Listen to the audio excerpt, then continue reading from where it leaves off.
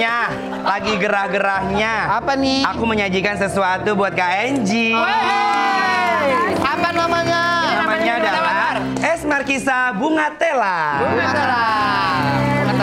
Jadi ini ungunya aku nggak pakai kimia-kimia ya. Ungunya ungu ketonjok bukan nih? Ini kembang telang kan sekarang lagi happening banget. Diambil ekstraksinya jadi lebih alami dan natural. Alami. Iya. Kamu Nek, Manfaatnya apa? manfaatnya ini bagus buat menghilangkan dahaga. Mohon maaf itu lapar mulu itu. Ayo kamu. Kamu di situ lagi jelasin manfaatnya gizinya ya, Enji ya. Pikirnya buat apa? Enggak bagus. Kembang telang itu bagus untuk kesehatan mata. Oh gitu. Biasanya kalau ada bayi yang matanya baru bentak. Bentak tuh apa ya? Baru gebrek-gebrek gitu ya. Gebrek-gebrek. Diporehin di kembang. Baru lahir. Gebrek-gebrek. Gebrek-gebrek. Terus diborehin tuh kembang telang ke mata. Enak banget. Enak kan? Gimana Enji? Segar. Segar enak ya. Adem nggak? Mata langsung melek. Nah, Mata langsung melek. berarti wakil rakyat wajib minum ini nih. Merem mulu sih. Aduh maaf. Kak Enji, ini kan pas banget ya. Ada Kak Enji memang pernah bekerja sebagai wakil rakyat ya. Kemarin tuh lagi rame ya Kak Enji. Yang wakil rakyat itu ya ketua DPR mengklarifikasi ya. Itu salah baca data tunjangan beras dan gaji DPR. Tapi dia udah kayak ngasih tahu benar, padahal salah. Gitu. Gimana sih? Ada videonya nih. Ada videonya nih, ketua yang memberikan. Salah baca. Minum nih, minum nih. Biar katanya. Lebih boleh. Dijamin perwakilan parlemen tidak salah baca. Nah, Karena mari kita sambut. Es telang. Es tamu lengah. Ada lagi, nggak usah pasti. apa tidak dikaji dulu kok bisa-bisanya salah gitu udah di depan media. Jadi memang kan banyak sekali data gitu loh. Sehingga itulah yang membuat seorang anggota DPR pasti diperbantukan oleh beberapa staf. Ya. Kan misalkan ini mengenai tunjangan, ini mengenai isu pendidikan, ini mengenai ekonomi, ini mengenai UMKM. Jadi memang perlu daya pikir yang ekstra Cepat. apalagi kalau misalkan diperhadapkan langsung oleh media, ya kan. Nah, harusnya kan bijaknya ya.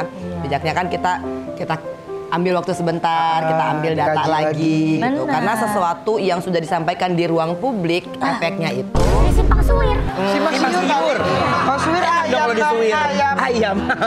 kembali lagi kepada kemampuan komunikasi politik seseorang. Komunikasi politik itu sangat. Nah, makanya kan berarti butuh knowledge, kepintaran atau kalau komunikasi yang baik. Sementara komunikasi itu ada ilmunya. Iya. Orang aja harus kuliah buat dapat ilmu komunikasi. Betul. Nah, menurut Mbak Enji nih mereka ini penting nggak sih harusnya bisa ya mungkin melatih skill komunikasi yang baik atau ada pelatihan public speakingnya nggak buat anggota DPR? Jadi nggak ngaco-ngaco kayak bandingin sama rakyat jelata. Lah rakyat yang gaji. Iya. Menyinggung banyak orang akhirnya. Banyak rakyat tersakiti. Bandinginnya sama Kalau aku tuh sebenarnya yang paling penting itu wakil rakyat itu punya hati ya. Nah, jadi gini, kemampuan komunikasi itu banyak banget.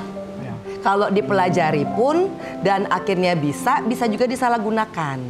Udah gue ngomong doang dia ya. Nah, itu maksud aku.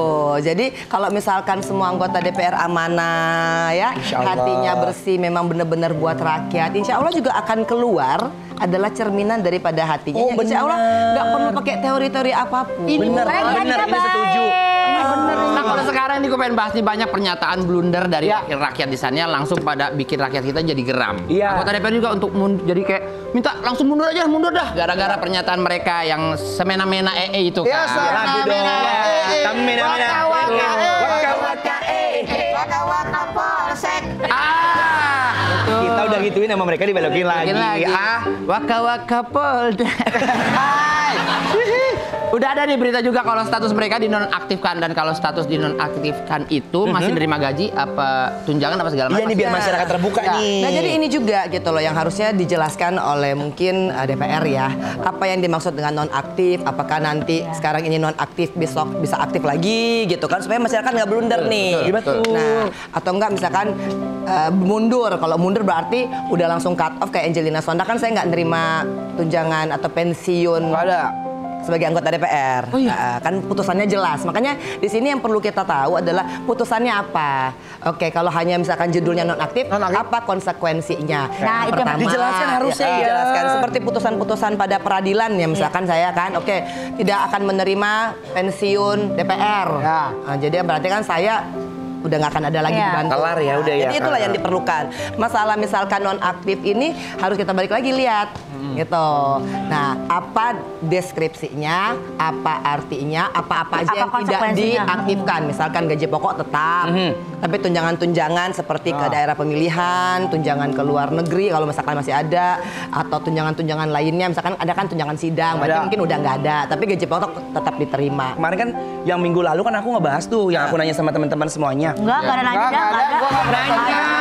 Aku nanya sama Kiki, sama Ate, sama Kak Diki. Aku bilang Kita nggak merasa ditanya ya. nanya. Jadi apa namanya pertanyaan Anwar aja gitu ya, bahwa kan banyak nih anggota-anggota DPR ya kan yang banyak tuh mengeluarkan pernyataan yang menyakiti masyarakat. Terus aku bilang pendidikan mereka tuh seperti apa sih gitu kan. Terusnya juga kan banyak yang aku lihat nih. Aku baru aja lihat berita tadi pagi di handphone bahwa kalau anggota DPR itu pendidikan minimum itu SMA, sedangkan guru atau tenaga lain kesehatan atau segala macam itu harus setara S1 atau S2. Padahal padahal lebih berat anggota DPR karena kan harus membuat undang-undang. Selama 9 bulan. Apa namanya? Yang mana sih? Membuat undang-undang. Awalnya udah keren banget. Udah keren, mengandung. Yang apa ya? Yang tugas itu lebih besar mengurus satu rakyat Indonesia gitu. bangsa. Iya, itu Masalahnya, gimana tuh, Kak? Saya tuh adalah orang yang tidak percaya bahwa pendidikan itu linear dengan output. Iya. Gitu. Karena saya lebih percaya bahwa karakter itu akan pasti menghasilkan output yang baik. Karakter balik lagi. Akhlak ya Akhlak, berarti ya. ya. Karena masalah membuat undang-undang itu banyak stafnya loh. Oke. Yang pintar-pintarnya yang ahli staf ahli ya. Artinya kan nggak mungkin juga satu anggota DPR gitu akan menyelesaikan perundang-undangan, dia baca semua, pasti akan dia mendelegasikan kepada bagian-bagian tertentu. Lu bayangin kalau Anwar jadi kan belum bisa. boleh. Kalau Anwar jadi anggota DPR. Interupsinya aja. Teman-teman, hari ini kita akan mengandung. Terus dia mau interupsikan terasi. Gitu. Orasi. Nih Kak Enji, aku mau nanya, kan sekarang tuh banyak teman-teman artis. Teman artis yang jadi anggota DPR. Menurut Kak Enji sendiri pribadi ya, ngelihat teman-teman artis yang udah jadi anggota DPR tuh layak atau tidak? Ya menurut pandangan Kakak. Atau ada beberapa yang belum? Tingkat kelayakan itu kan harus ada KPI-nya ya. Nah, KPI-nya misalkan apakah kontribusi mereka terhadap suatu kebijakan publik ada, apakah mereka Benar-benar terjun ke sudah bisa menyelesaikan permasalahan di dapilnya, kan itu dulu kan. Nah, makanya kalau sekarang kayaknya terlalu dini kita untuk mengatakan dia nggak layak atau dia layak, apalagi dia adalah bagian daripada entitas partainya, sehingga kan yang dia bawakan mungkin ada suara dapil, tapi kan juga ada suara partainya gitu. Jadi ini akan sangat blur kalau kita langsung ini layak nggak layak gitu loh. Nggak aci ya kita main hakimi orang ya. Dan nggak pantas juga kita untuk menilai itu. Boleh. Sebenarnya tuh awalnya tuh ada rasa optimis ya, terutama kayak di aku pribadi, teman-teman artis senior-senior terutama, karena aku ngeliat kan artis tuh dikenal masyarakat. Orang bisa dengan gampang melihat kehidupan artis di sosial media, berinteraksi, jadi kayaknya akan lebih enak nih nyampein kalau artis yang jadi wakil rakyat, karena ada sosial media, mereka biasa terjun kayak di acara-acara gitu. Nah, kayaknya ada harapan itu sebenarnya. Atau nggak paling simpel sebenarnya gini aja Ki, kita mungkin bisa menilai karena mereka latar belakangnya artis, apa yang mereka produksikan, artinya kebijakan apa yang mereka hasilkan yang pro dengan dunia artis. Sesuai dengan bidang kita ya. Misalkan apa, atau enggak hak cipta soal musik, kan mungkin itu ya, atau hak tayang, atau bagaimana dengan BPJS kita ya kan di dunia artis, mungkin itu kan. Iya, kita nggak ada pensiunannya ya. Masa anggota DPR ada, kita nggak ada anggota. Kita kerja puluhan tahun, udah kerja 5 tahun udah pensi. Pajaknya paling gede artis ya. Karena sementara kita belum ada indikator untuk mengukur apa yang disebut artis yang layak dan tidak layak, kita juga nggak bisa. Betul. Nggak bisa langsung menilai ya, Mau kita Kak. buktikan, maju Bang. Oke lah. Apa bedanya anggota DPR sama orang Bekasi? Apa tuh? Orang DPR, ya lah bijak. Kalau orang Bekasi, Yang mana Mas BTW?